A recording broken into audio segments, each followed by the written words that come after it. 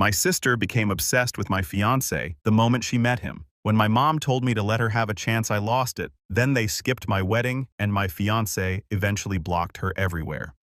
All right, let me tell you about my family, which is pretty small and close-knit. It's just me, my mom, my dad, and my little sister. I'm 28 years old, and my sister is 24. Now I might be a bit biased since I'm talking about my own life, but it feels like I'm not the star of the show in our family.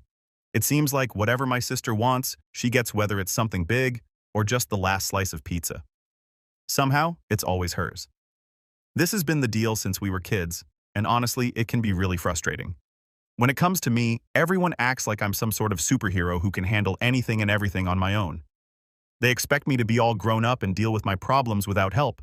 I mean, sure, now that I'm an adult, I can sort of see their point, but when I was younger, there was no way I could have managed everything by myself. But looking back, I guess all those tough times made me who I am today, which isn't too bad, I think. Let me dive a bit deeper into my journey.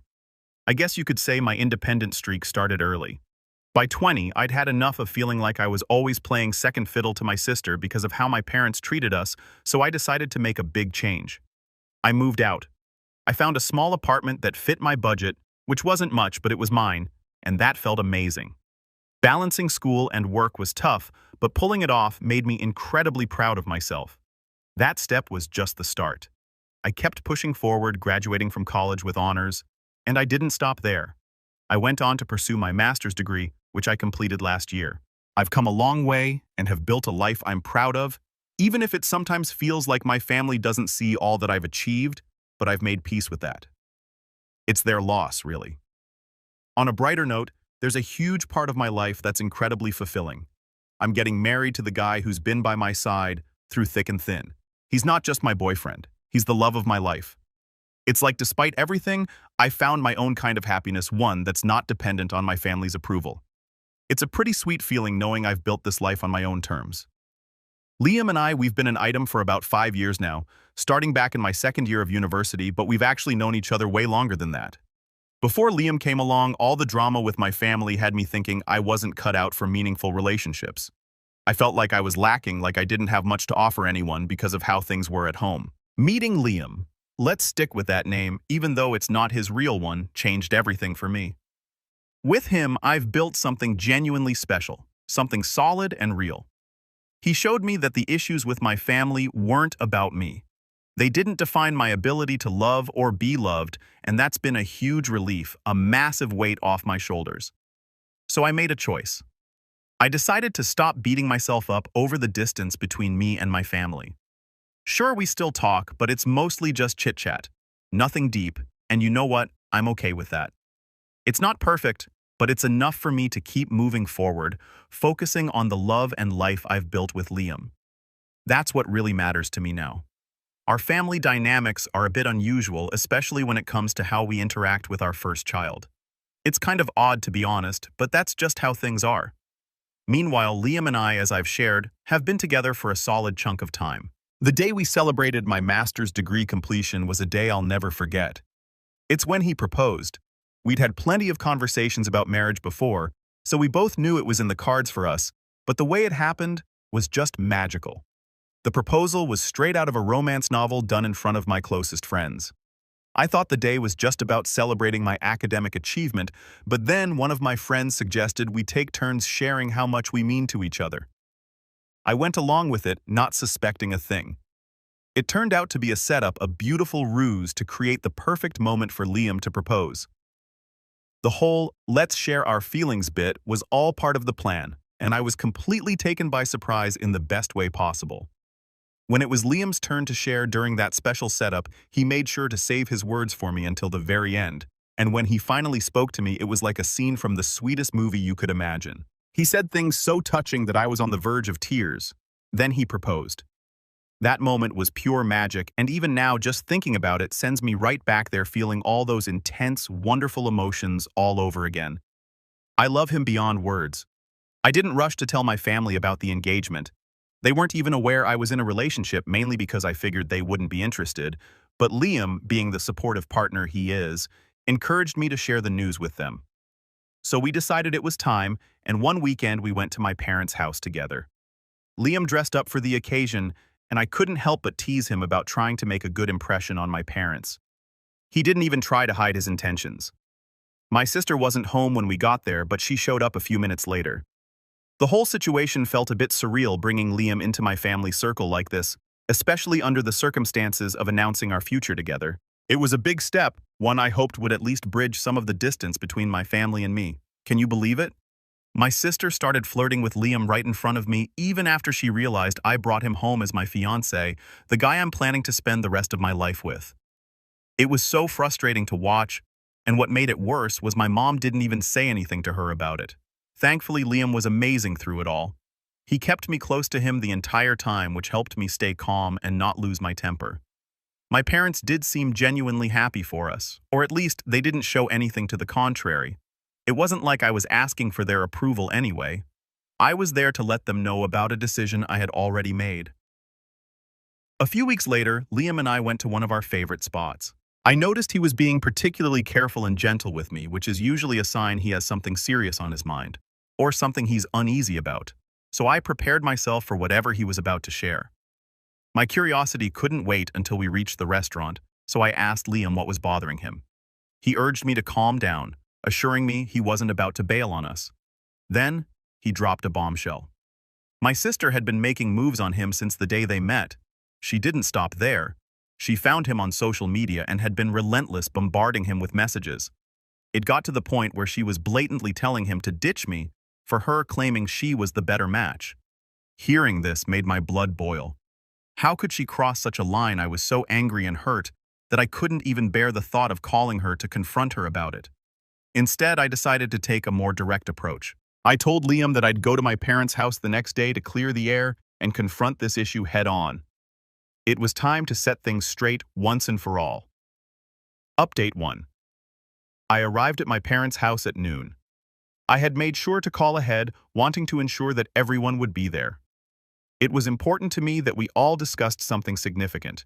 It was a Saturday, so gathering everyone wasn't too much of a challenge.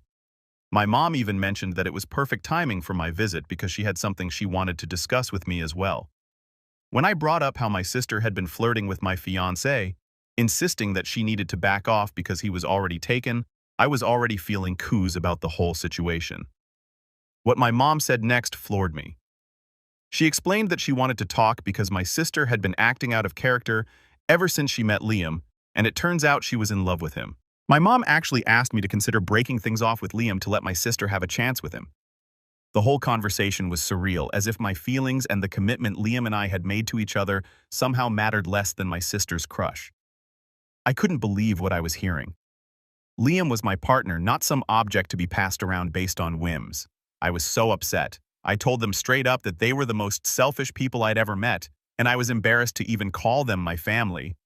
My mom did most of the talking while my sister put on a show with what I saw as fake tears, and my dad, well, he might as well have been a statue, always just going along with whatever my mom decides. When my mom accused me of being selfish, saying that I always put my needs before my sister's, as if that was some kind of lesson she'd been trying to teach me, I was stunned. It was the most absurd thing I'd ever heard. I stood my ground, firmly telling them there was no way I was going to break things off with Liam. We'd been together for 5 years. We were engaged, planning a life together. The idea of ending our relationship just because my sister developed a crush on him after one meeting was ludicrous. My mom's response to my refusal was to say that they wouldn't attend my wedding, all because I wouldn't bend to their wishes and do exactly as they demanded. My dad, true to form, stayed silent throughout this exchange. It was clear he would just follow my mom's lead, as always lacking the courage to speak up for himself or for what's fair. This wasn't the first time they expected me to drop everything to cater to my sister's whims simply because she was unhappy or throwing one of her tantrums. The pattern was all too familiar, yet it never became any less disappointing to witness. Leaving their house, I was overwhelmed with emotion and cried all the way back home. The drive was a blur of tears and confusion. I kept asking myself how things had gotten to this point, questioning the reality of my family's expectations. It felt surreal, like a bad dream. Could they really not grasp the absurdity of what they were asking? The thought of my mom possibly suggesting my sister break off an engagement for me if our roles were reversed was unimaginable. When I told Liam about the confrontation and my family's stance, he was initially so shocked that he thought I was making it up.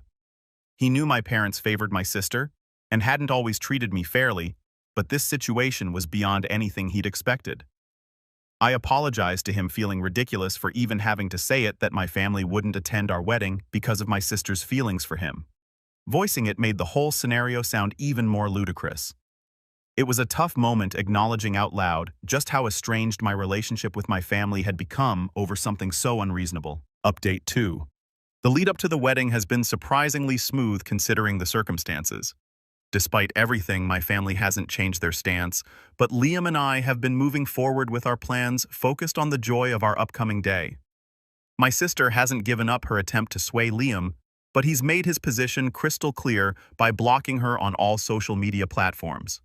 Hopefully, this firm boundary helps her realize the reality of the situation, that there's no chance he'd ever leave me for her.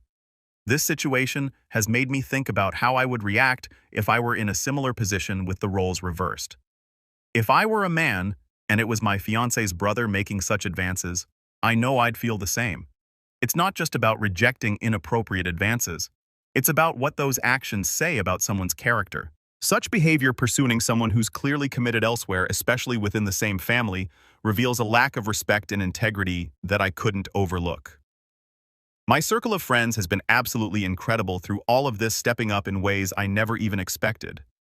They've been by my side, making sure the drama with my family didn't overwhelm me as we prepared for the wedding. In an attempt to bridge the gap, my best friend even took it upon herself to call my mom and sister, hoping to reason with them. However, their stance remained unyielding. My mom confessed that her threat to skip the wedding was merely a tactic, believing it might somehow prevent me from marrying Liam. Hearing this, I couldn't help but laugh. It's almost comical how my mom overestimates her influence over me. Of course, having my family at my wedding would be ideal, but not at the cost of their irrational behavior. Their actions and attitudes over the years have never made me feel valued or included. So why would my wedding day be any different? If they choose to miss out on this significant moment in my life over something so petty, then that's a decision they'll have to live with. My focus is on celebrating this new chapter with Liam and the people who genuinely support and care for us. Sending an invitation to my family was my way of extending an olive branch, giving them one last opportunity to choose to be part of my life and this important milestone. It was a clear message. They had a chance to make things right, to show that family bonds could withstand even the most absurd challenges. But in my heart, I was prepared for this to be the final test. How they responded to this gesture would significantly shape the future of our relationship. If they came around, acknowledged their mistake, and joined us in celebration, it would pave the way for healing and moving forward. It would demonstrate a willingness to put family first, to see beyond temporary disagreements or misunderstandings. However, if they chose to stay away, letting their objections to my marriage dictate their actions, it would be a clear sign that our paths were diverging. I've come to realize that my well-being and peace of mind must come first, and I refuse to surround myself with negativity or allow it to shadow my new life with Liam. The decision was entirely theirs to make.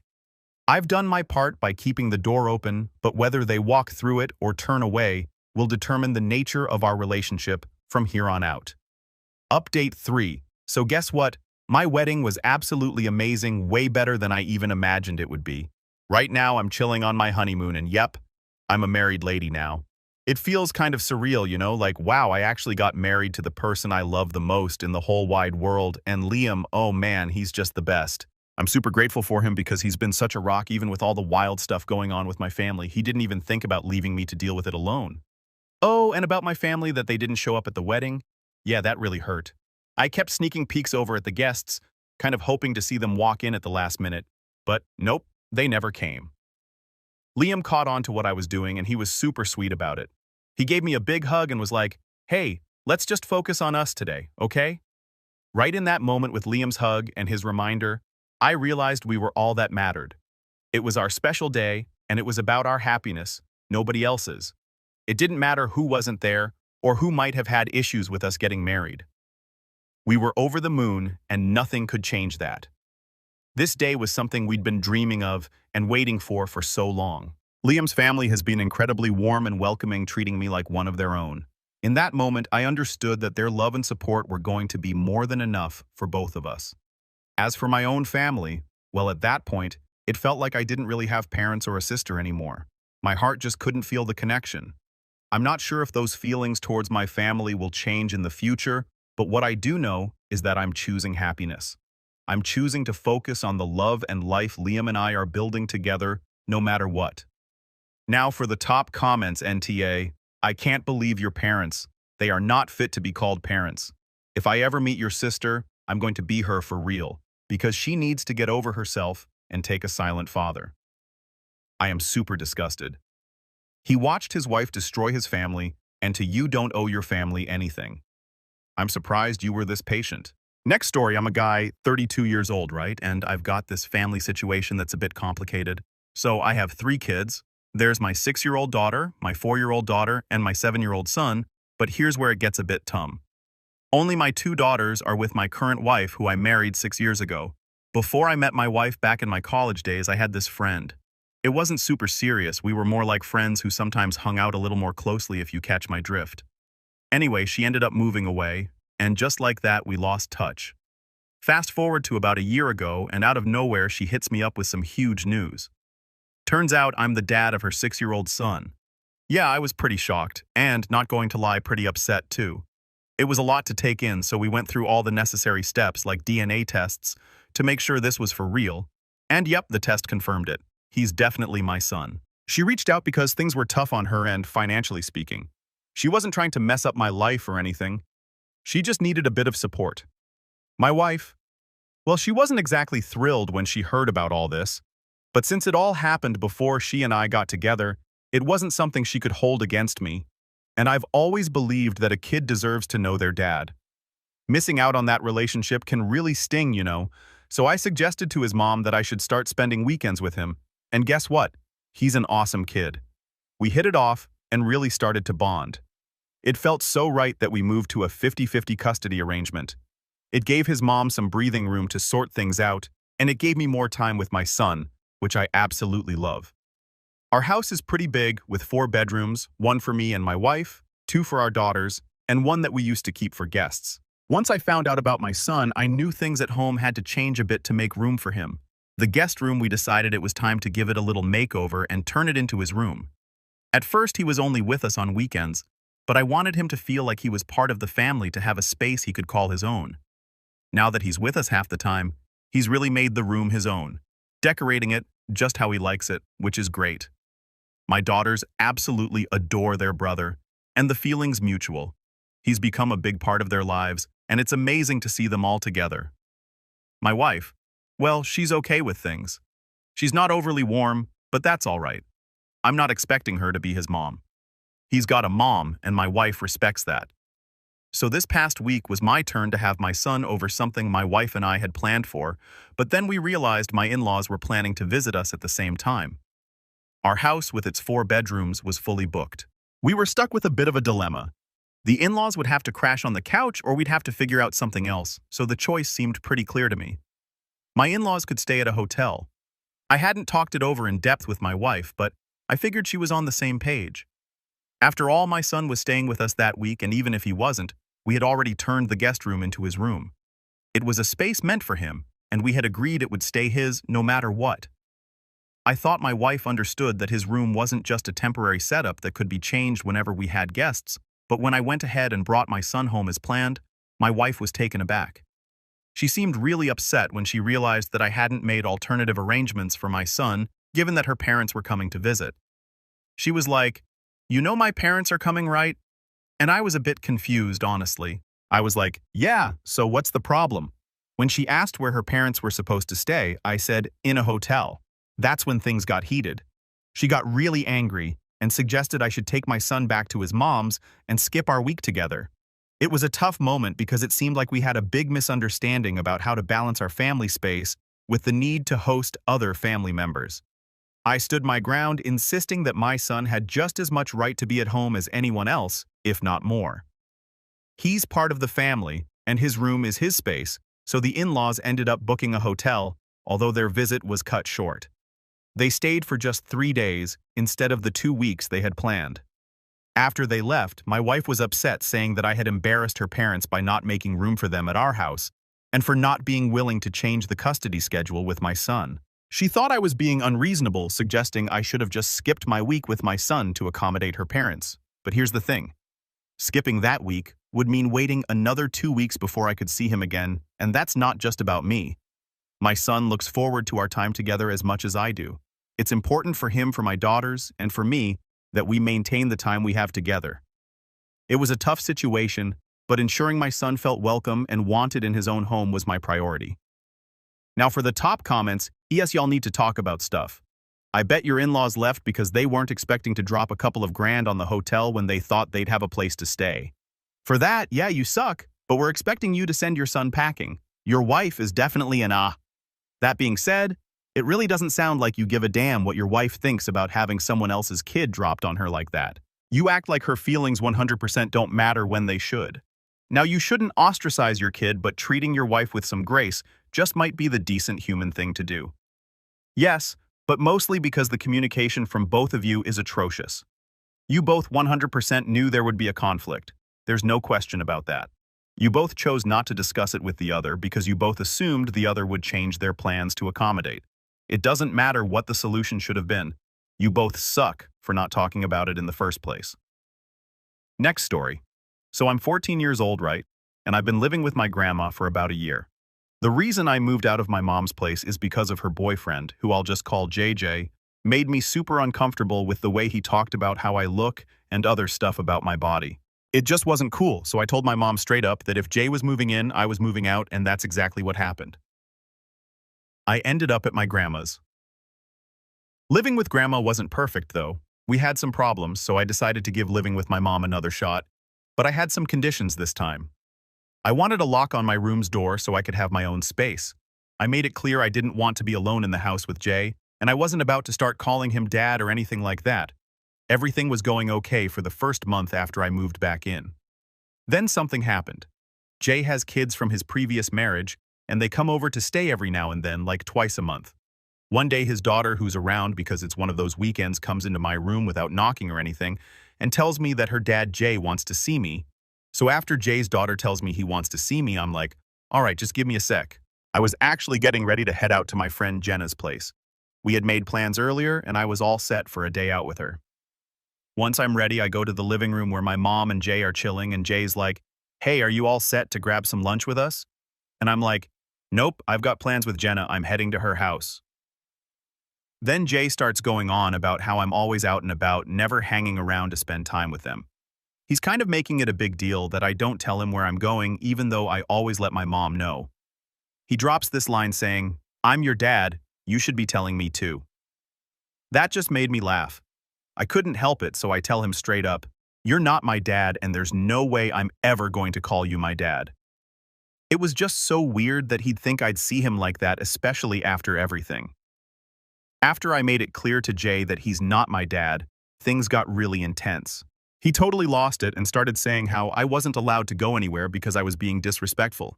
He even said that one way or another he was going to end up being my dad whether I was okay with it or not. That just made me double down. I told him even if he did marry my mom, he'd never be more than just someone trying to fill my real dad's shoes in my eyes. After that, I just turned around and went back to my room, but Jay wasn't having any of it. He came up to my room, banging on the door, demanding I let him in. Nope, not happening. I made sure my door was locked. Then I decided I wasn't going to deal with this mess. I just climbed out my window and headed over to my friend's place to cool off. About an hour later, my mom calls me upset. She thought what I said, especially in front of Jay's kids, was totally out of line. She even said if I couldn't get along with Jay, maybe I should just move out, so that's what I did. I moved in with my other grandma. I told my mom straight up that I was just being honest and I wasn't about to start pretending everything was cool with Jay just to make things easier. My dad was proud of me for sticking up for myself, but my mom's still mad at me, so I want to know if I was in the wrong.